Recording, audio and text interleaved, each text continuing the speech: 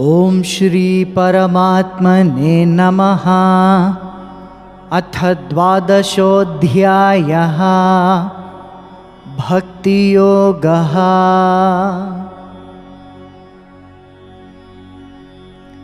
अर्जुन उवाच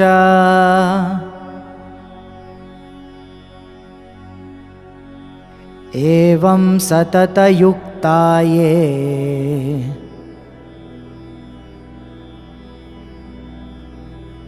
भक्तास्त्वां पर्युपासते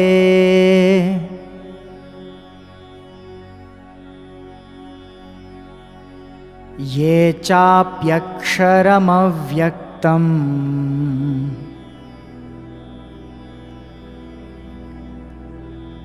तेषां के योगवित्तमाः।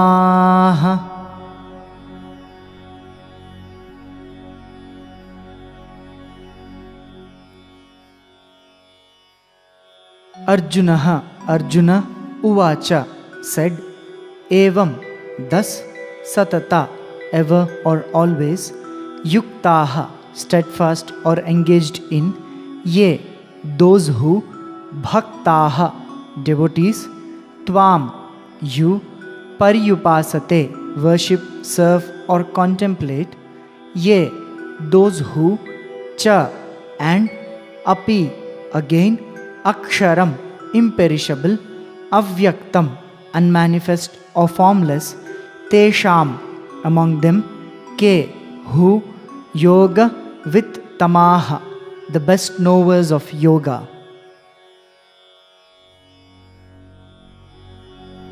Shri Bhagavanu Vacha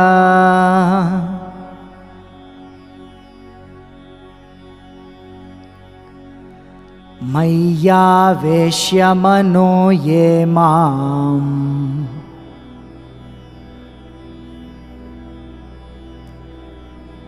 Nitya yukta upasate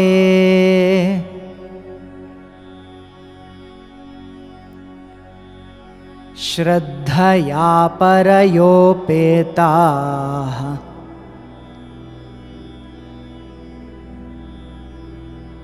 te me yuktata mataha.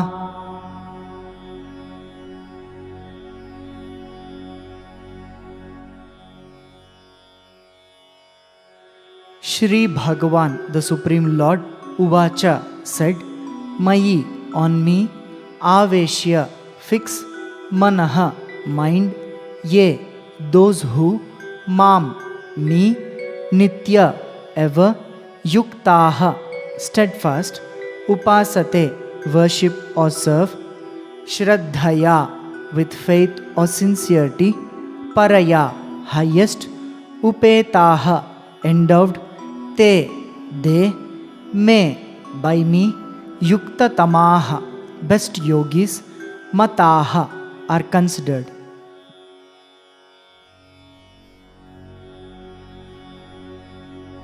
Ye tvaksharamanirdesyam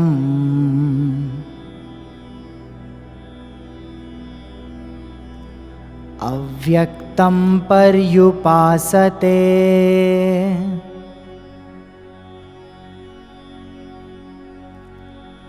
sarvatra gamachintyancha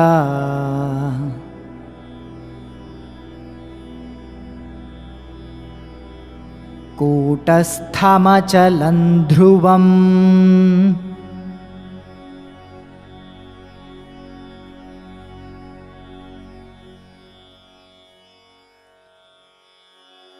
Ye, those who, tu, but, aksharam, the imperishable, anirdeshyam, the indefinable, avyaktam, the unmanifest, paryupasate, worship or contemplate, sarvatra gam, the all-pervading, achintyam, the inconceivable, cha, also, kuta stham, the unchangeable, achalam, the immovable, dhruvam, the permanent.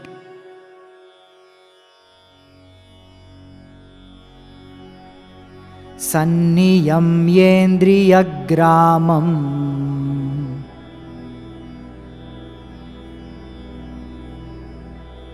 सर्वत्र समबुद्धयः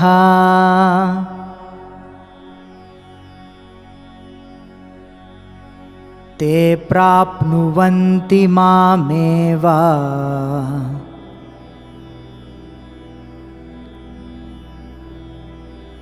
सर्वभूतहिते रताः।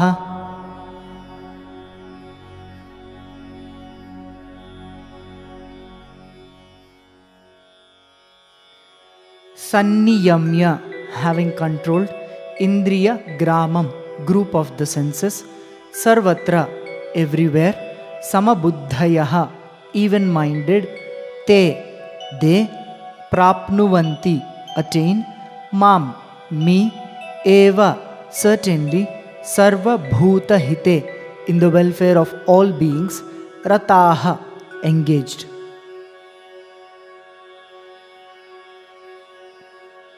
God can be realized in multiple ways by those who seek Him.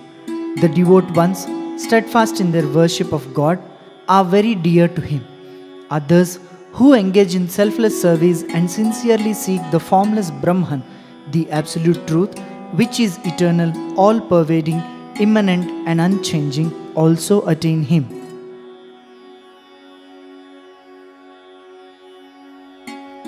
Arjuna asked, among those devotees who ever steadfastly contemplate on you with form, and those who contemplate on the formless imperishable, who among them are the best knowers of yoga? The Supreme Lord said, those who fix their minds on me, ever steadfast and serving me with highest Shraddha, such ones I consider to be the best of yogis. But those who contemplate on the imperishable, the indefinable, the unmanifest, the all-pervading, the inconceivable, the unchangeable, the immovable, the permanent, having controlled the group of the senses, even-minded everywhere and engaged in the welfare of all beings, they will also certainly attain me.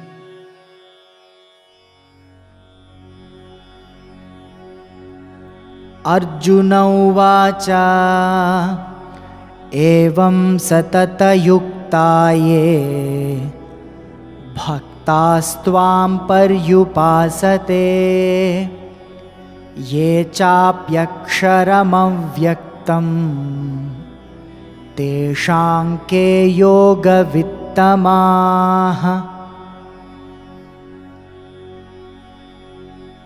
Shri Bhagavanuvacha मय्यावेश्य मनो ये मां नित्ययुक्ता उपासते श्रद्धया परयोपेताः ते मे युक्ततमा मताः।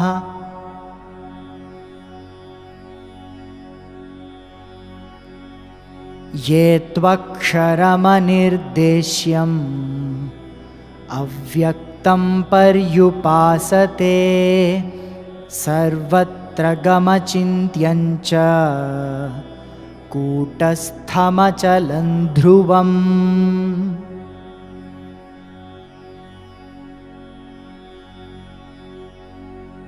सन्नियम्येन्द्रियग्रामं सर्वत्र समबुद्धयः ते प्राप्नुवन्ति मामेव सर्वभूतहिते रताः।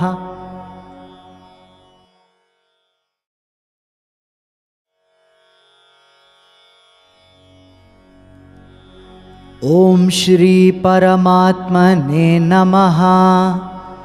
अथ द्वादशोऽध्यायः भक्तियोगः।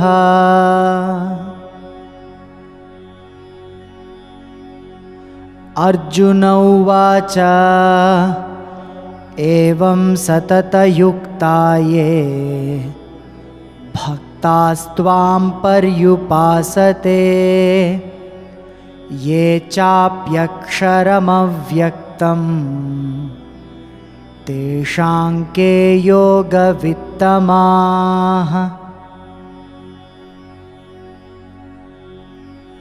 श्रीभगवानुवाच मय्यावेश्य मनो ये मां नित्ययुक्ता उपासते श्रद्धया परयोपेताः ते मे युक्ततमा मताः। ये त्वक्षरमनिर्देश्यम् अव्यक्तं पर्युपासते सर्वत्र गमचिन्त्यं च कूटस्थमचलं ध्रुवम्।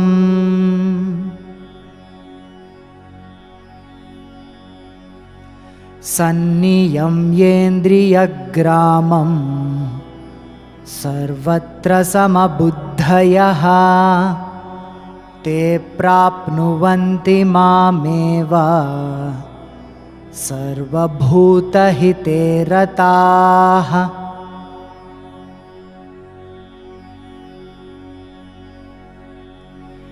क्लेशोऽधिकतरस्तेषाम्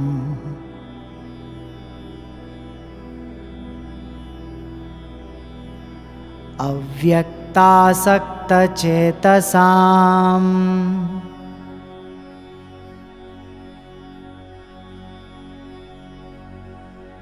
अव्यक्ता हि गतिर्दुःखम्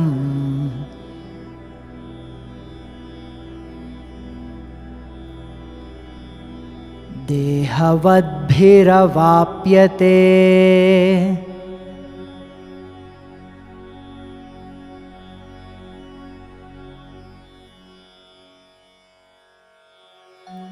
क्लेशः difficulties, अधिकतरः are greater, tesham of those, avyakta the unmanifest, asakta set on, chetasam whose minds are, avyakta the unmanifested, he indeed or because, gatihi path or progress, dukham very hard, dehavadbhihi for the embodied, avapyate is reached.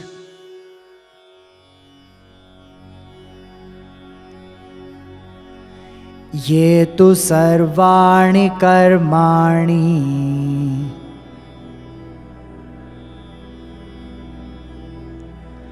मयि सन्न्यस्य मत्पराः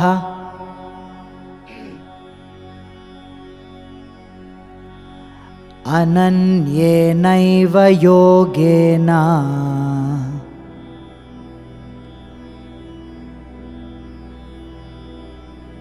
मां ध्यायन्त उपासते।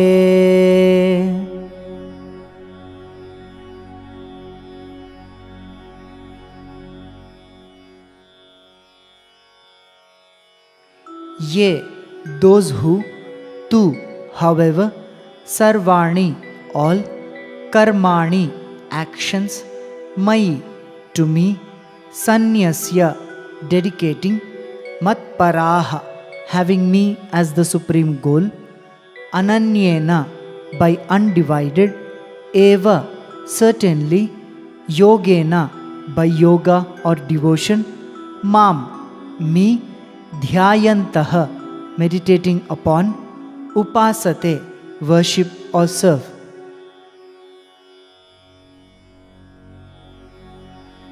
तेषामहं समुद्धर्ता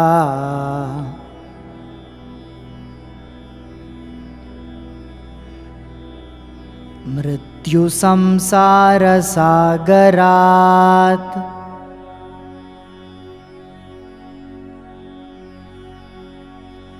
भवामि न चिरात् पार्थ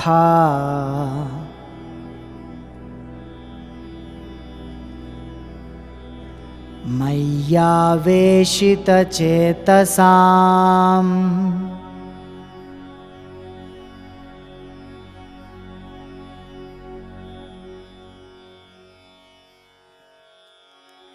तेषाम for them, aham I, samuddharta deliverer, mrityu samsara, the cycles of birth and death, sagarat, from the ocean of, bhavami, I become, na chirat, not after a long time or swift, partha, O Arjuna, the son of Pritha, mayi, in me, aveshita, are absorbed, chetasam, of those whose minds.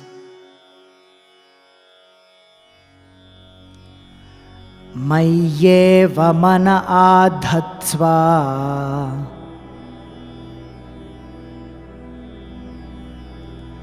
mayi buddhin niveshaya,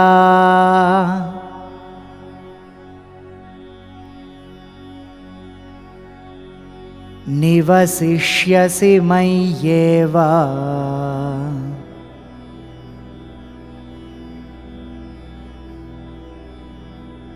ata urdhvanna samshayaha.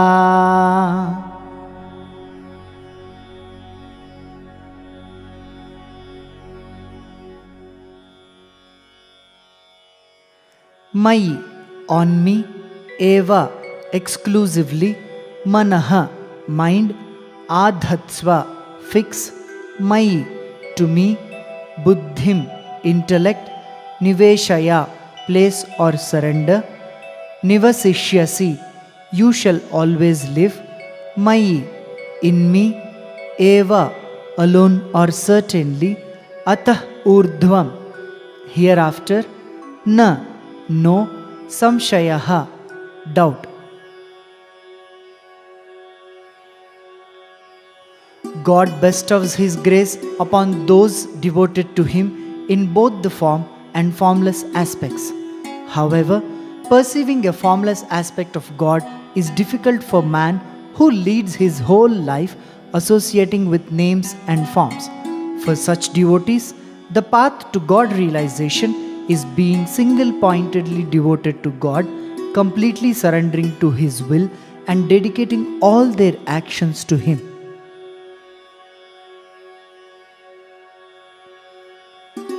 Greater are the difficulties of those whose minds are set on the unmanifest, because the path of contemplating on the unmanifested is very hard for the embodied humans to reach.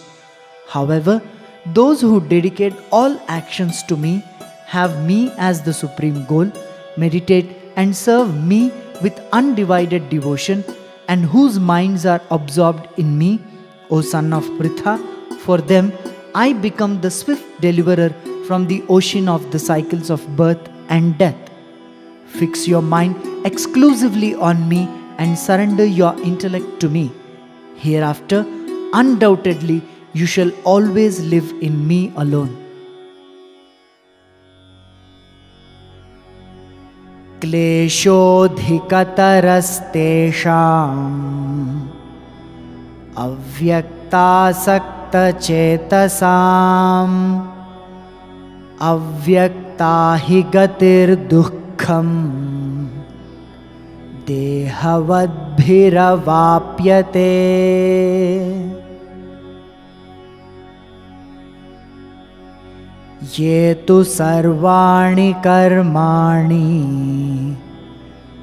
मयि सन्न्यस्य मत्पराः अनन्येनैव योगेन मां ध्यायन्त उपासते.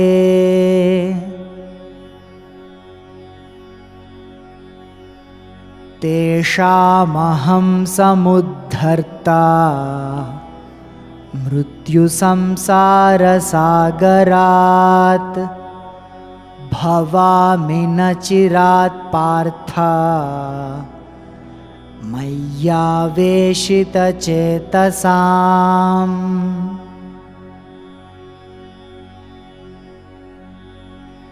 मय्येव मन आधत्स्व मयि बुद्धिं निवेशय निवसिष्यसि मय्येव अत ऊर्ध्वन्न संशयः.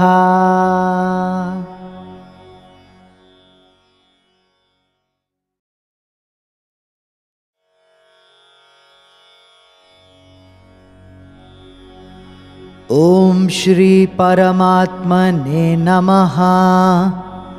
अथ 12. भक्तियोगः।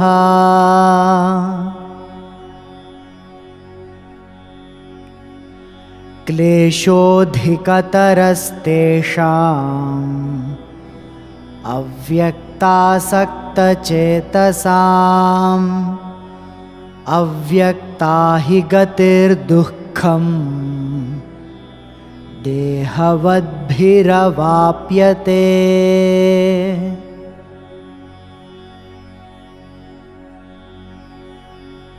ये तु सर्वाणि कर्माणि मयि सन्न्यस्य मत्पराः अनन्येनैव योगेन मां ध्यायन्त उपासते।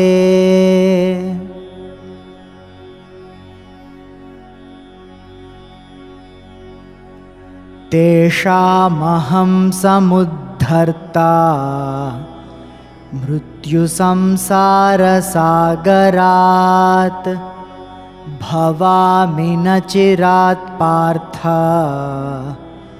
मय्यावेशितचेतसाम्।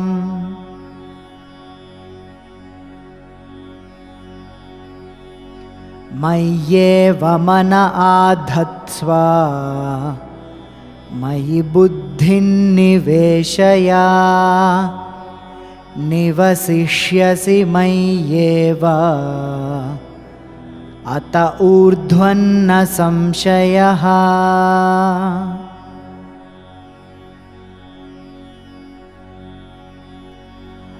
अथ चित्तं समाधातुं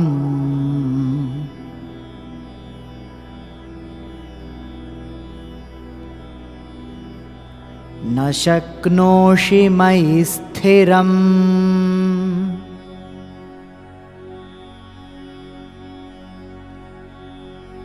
अभ्यासयोगेन ततो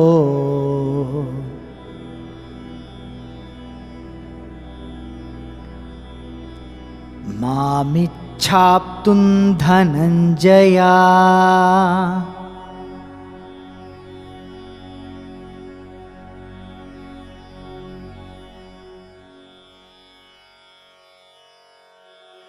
अथ if chittam mind samadhatum to fix na shaknoshi you are unable mayi on me sthiram steadily abhyasa yogena by the yoga of constant practice tatah then mam me ichha seek aptum to reach dhananjaya O Arjuna the winner of wealth.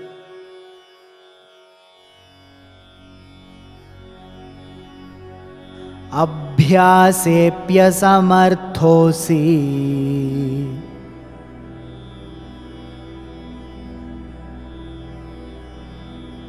मत्कर्म परमो भव।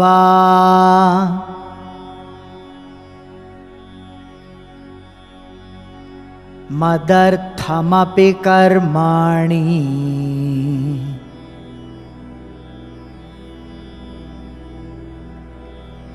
कुर्वन् सिद्धिमवाप्स्यसि।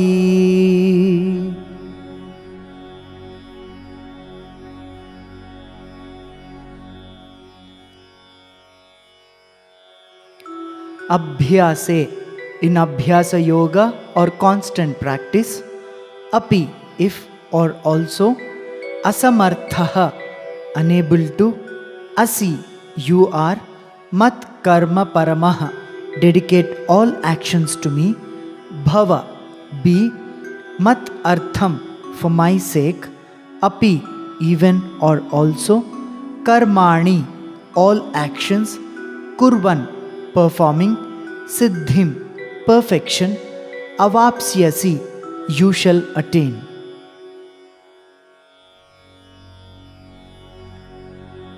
अथैतदप्यशक्तोऽसि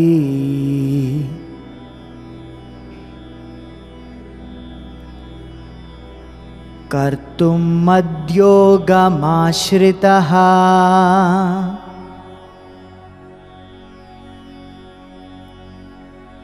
सर्वकर्मफलत्यागम्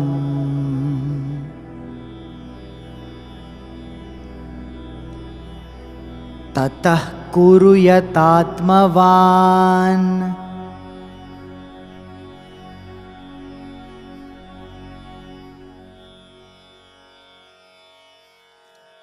अथ, if etat, this, api, even or also, ashaktah, unable, asi, you are, kartum, to do, mat, to me, yogam, with devotion, ashritah, taking refuge, sarva, all, karma, actions, phala, fruit, tyagam, renunciation, tatah, then, kuru, do, yata atmavan, self-controlled.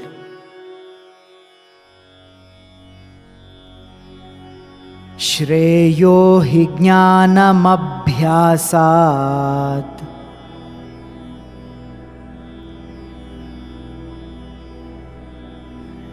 ज्ञानाध्यानं विशिष्यते।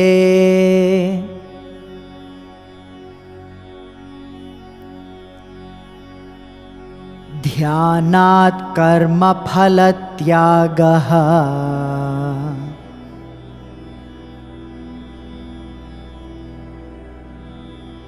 त्यागात् शान्तिरनन्तरम्।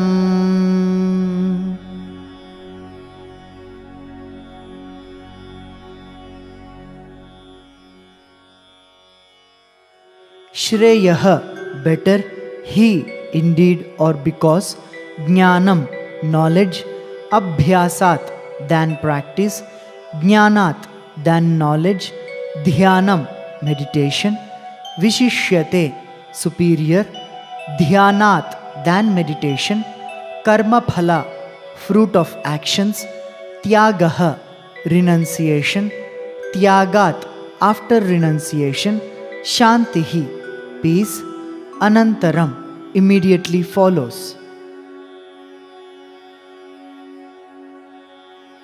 Steadfast devotion to God is the ultimate sadhana, but most seekers cannot achieve this. Alternately, by selflessly performing actions for God's sake, one can steady the mind and attain Him. If even this is not possible, a devotee can achieve peace and eventually attain God by surrendering the fruits of his actions to Him. The path of renunciation is said to be most beneficial for God realization. If you are unable to fix your mind steadily on me, O the winner of wealth, then seek to reach me by the yoga of constant practice of withdrawing the mind and fixing it on a particular object. If you are unable to practice Abhyasa Yoga, then dedicate all actions to me. You shall also attain perfection by performing all actions for my sake. If you are unable to do even this, then taking refuge in me with devotion, renounce the fruits of all actions and be self-controlled. Knowledge is better than blind practice. Meditation with knowledge is better than mere knowledge. Renunciation of the fruits of actions is superior to meditation, for peace follows immediately after such renunciation.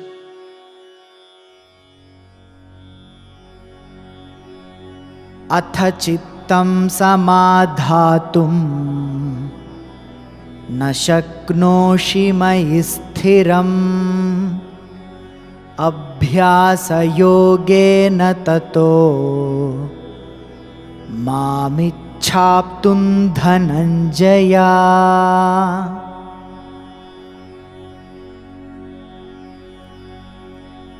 अभ्यासेऽप्यसमर्थोऽसि मत्कर्म परमो भव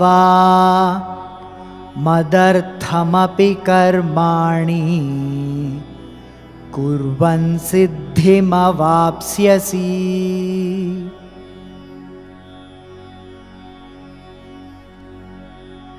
अथैतदप्यशक्तोऽसि कर्तुं मद्योगमाश्रितः सर्वकर्मफलत्यागं ततः कुरु यतात्मवान्।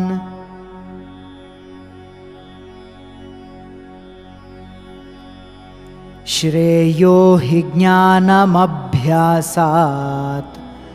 ज्ञानाध्यानं विशिष्यते ध्यानात् कर्मफलत्यागः त्यागात् शान्तिरनन्तरम्।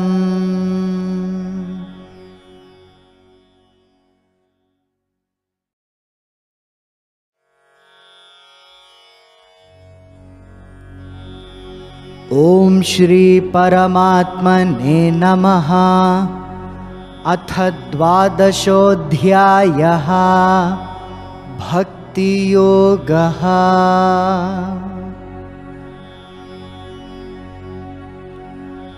अथ चित्तं समाधातुं न शक्नोषि मयि स्थिरम् अभ्यासयोगेन ततो मामिच्छाप्तुं धनञ्जय।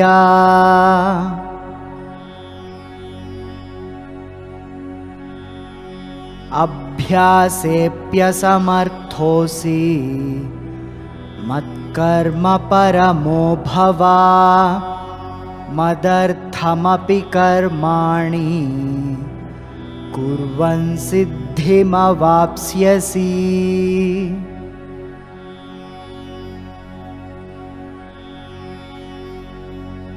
अथैतदप्यशक्तोऽसि कर्तुं मद्योगमाश्रितः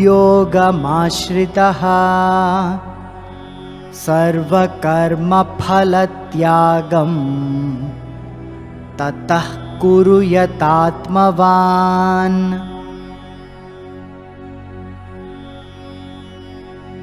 श्रेयो हि ज्ञानमभ्यासात् ज्ञानाध्यानं विशिष्यते ध्यानात् कर्मफलत्यागः त्यागात् शान्तिरनन्तरम्।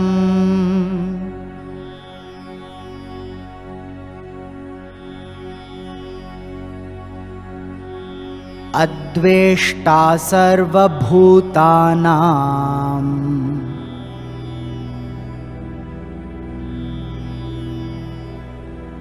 मैत्रः करुण एव च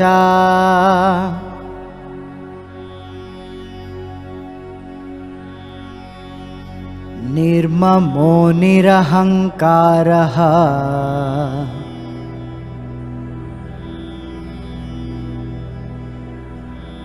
समदुःखसुखः क्षमी।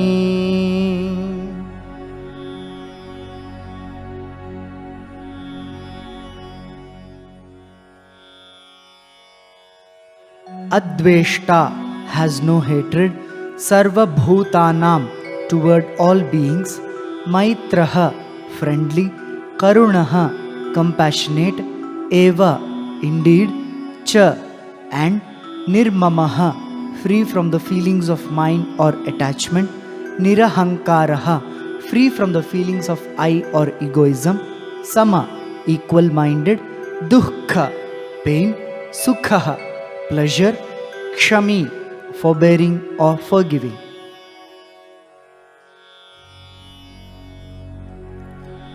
Santushta satatam yogi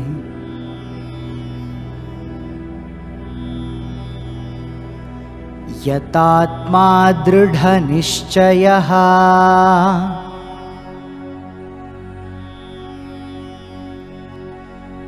मय्यर्पितमनो बुद्धिः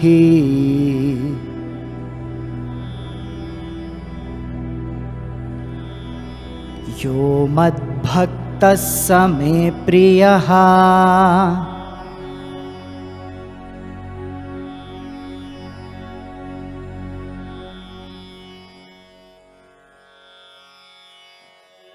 Santushtah, contented, Satatam, always or ever, Yogi, study in devotion or contemplation, Yata Atma, self-controlled, Dridha, firm, Nishchayaha, with determination, Mai, to me, Arpita, dedicated or fixed, Manaha, mind, Buddhihi, intellect, Yaha, one who, Mat Bhaktaha, devotee of mine, Saha, such a one, Me, to me, Priyaha, dear.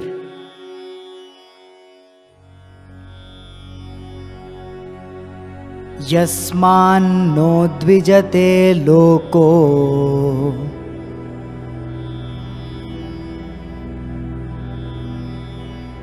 lokanno dvijate chayaha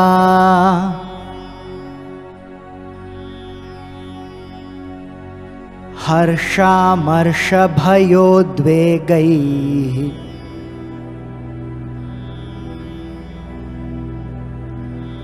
mukto yassa cha me priyaha.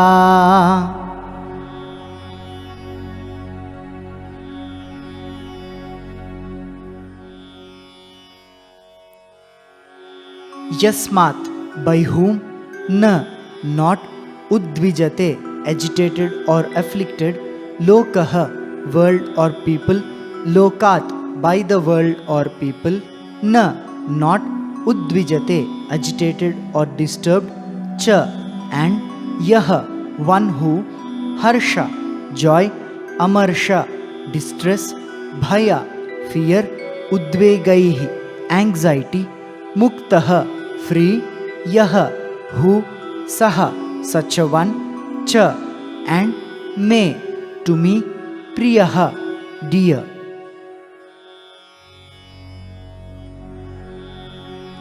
Anapeksha shuchir daksha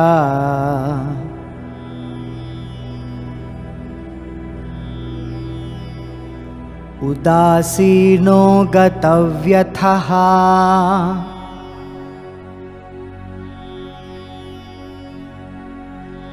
sarvarambha parityagi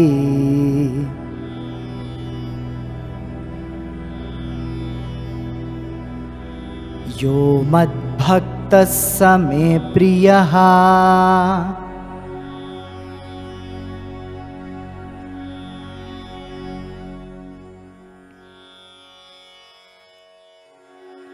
Anapekshaha, indifferent or desireless, shuchihi, pure, dakshaha, skillful or capable, udasinaha, unconcerned or detached, gatavyathaha, untroubled, sarva arambha, the sense of doership or initiation of all undertakings, parityagi, renounced, yaha, one who, mat bhaktaha, devoted to me, saha, such a one, me, to me, priyaha, dear.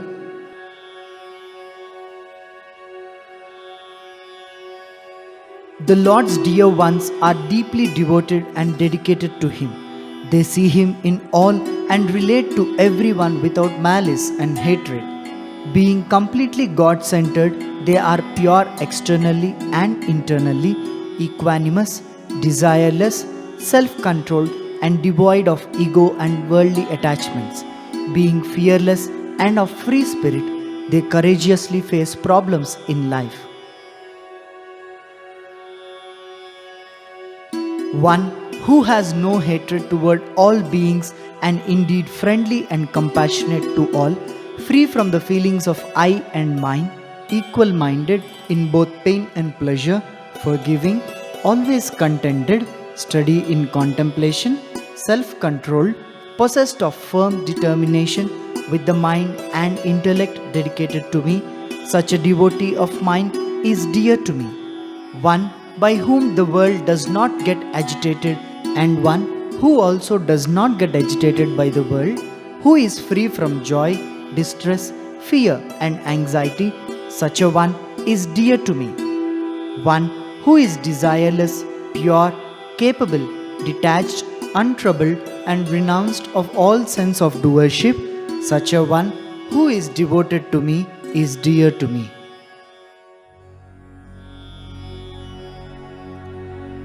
Adveshta sarvabhutanam Maitrah karuna evacha Nirmamo nirahankaraha Samadukha sukha kshami.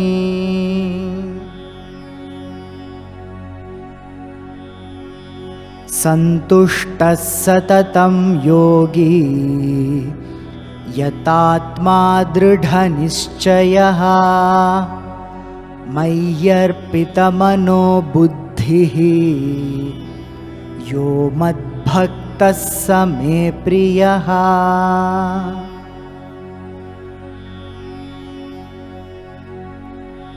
Yasmanno dvijate loko Lokanno dvijate chayaha Harsha marsha bhayodvegaihi Mukto yassa cha me priyaha.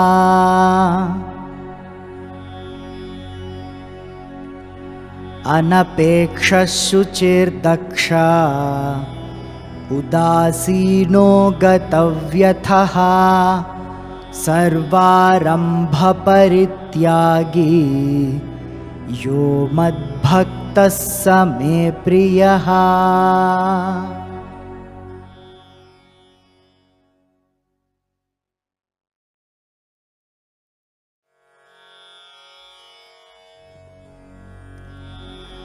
Om Shri Paramatmane Namaha.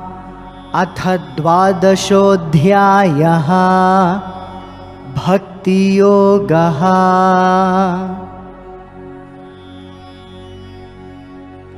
अद्वेष्टा सर्वभूतानां मैत्रः करुण एव च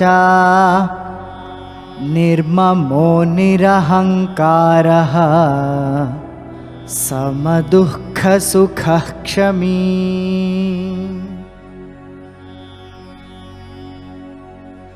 सन्तुष्टः सततं योगी यतात्मा दृढनिश्चयः मय्यर्पितमनो बुद्धिः यो मद्भक्तः स मे प्रियः.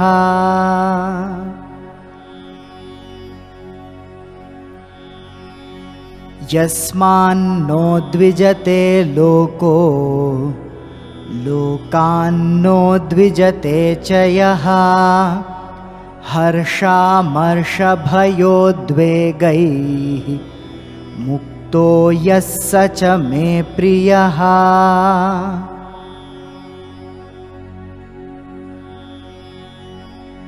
अनपेक्षः शुचिर्दक्षः उदासीनो गतव्यथः सर्वारम्भपरित्यागी यो मद्भक्तः स मे प्रियः.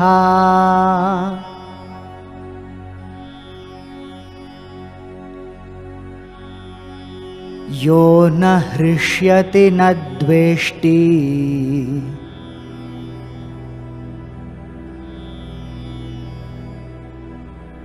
न शोचति न काङ्क्षति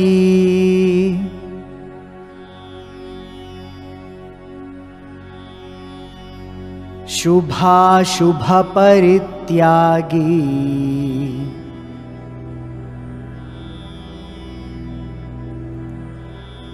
भक्तिमान्यः स मे प्रियः.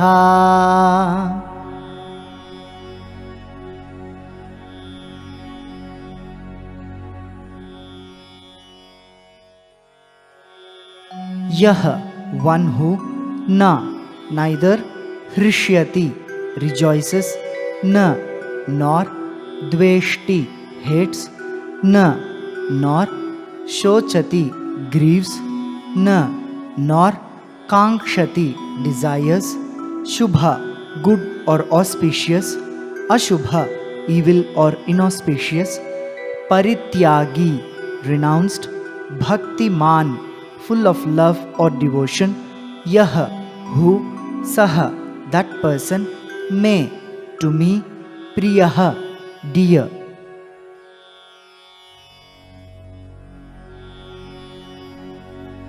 समशत्रौ च मित्रे च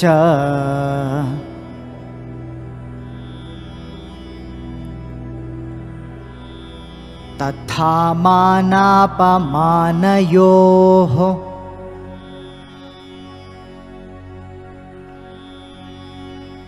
शीतोष्णसुखदुःखेषु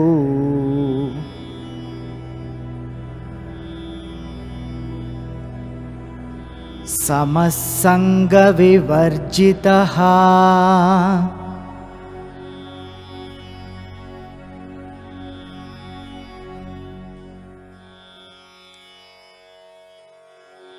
समः equal, shatrau foe, cha and mitre to friend, cha and tatha so also, mana honor, apamanayoh in dishonor, shita cold, ushna heat, sukha happiness, dukheshu in distress, samaha equipoised, sanga vivarjitaha free from attachment or association.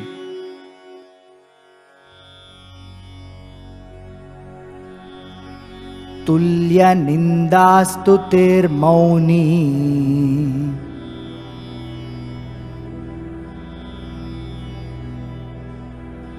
संतुष्टो येन केनचित्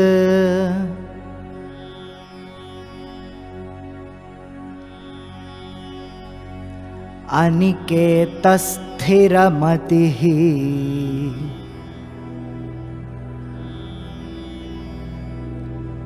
भक्तिमान् मे प्रियो नरः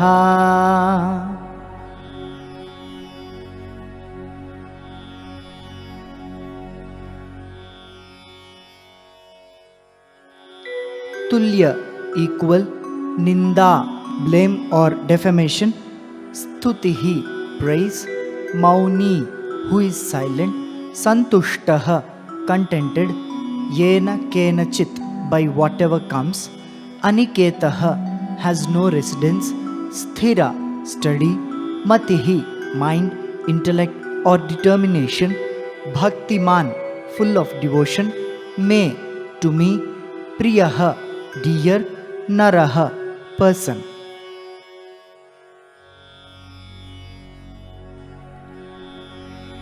ये तु धर्मामृतमिदम्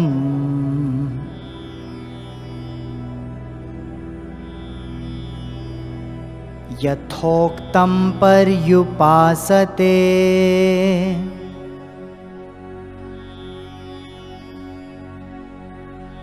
श्रद्धाना मत्परमा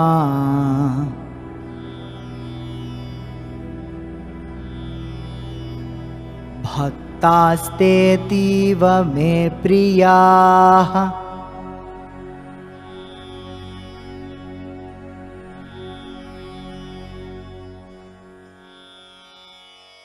ये those who, tu indeed, dharma law or wisdom, amritam immortal, idam this, yatha as, uktam declared, paryupasate completely engaged in, shraddha dhanaha with faith or sincerity, mat paramaha taking me as the supreme or everything, bhaktaha devoted, te such ones, ativa exceedingly, me to me, priyaha dear.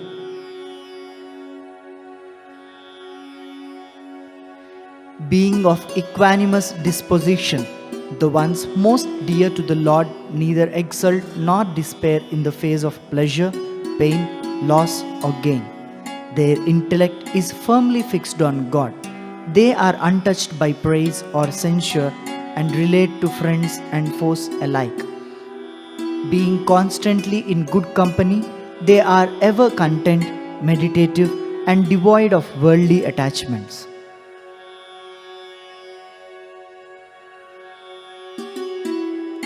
one who neither rejoices, hates, grieves, nor desires, is renounced of both auspicious and inauspicious, and is full of love, such a one is dear to me. One who is equal to friend and foe, equipoised in honor and dishonor, cold and heat, happiness and distress, free from unnecessary association, who is equal in both praise and blame, who is silent, contented with whatever comes, has no attachment to residence, steady minded, and full of devotion, such a person is dear to me. And indeed, those who completely engage in this immortal dharma as declared with faith and sincerity, taking me as everything and devoted to me, such ones are exceedingly dear to me.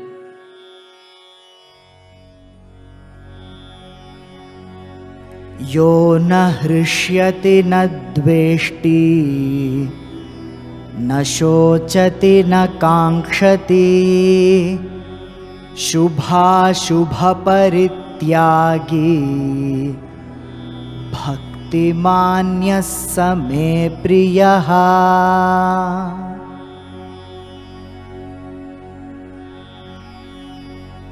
समशत्रौ च मित्रे च तथा मानापमानयोः शीतोष्णसुखदुःखेषु समः सङ्गविवर्जितः।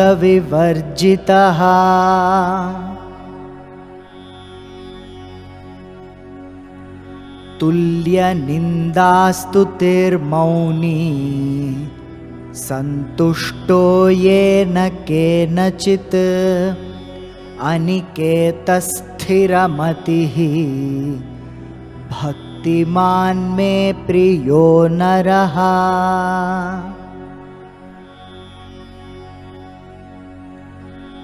ये तु धर्मामृतमिदं यथोक्तं पर्युपासते श्रद्दधाना मत्परमा भक्तास्तेतीव मे प्रियाः। ॐ तत्सत् इति श्रीमद्भगवद्गीतासु उपनिषत्सु ब्रह्मविद्यायां योगशास्त्रे श्रीकृष्णार्जुनसंवादे भक्तियोगो नाम 12ोऽध्यायः। श्रीकृष्णार्पणमस्तु।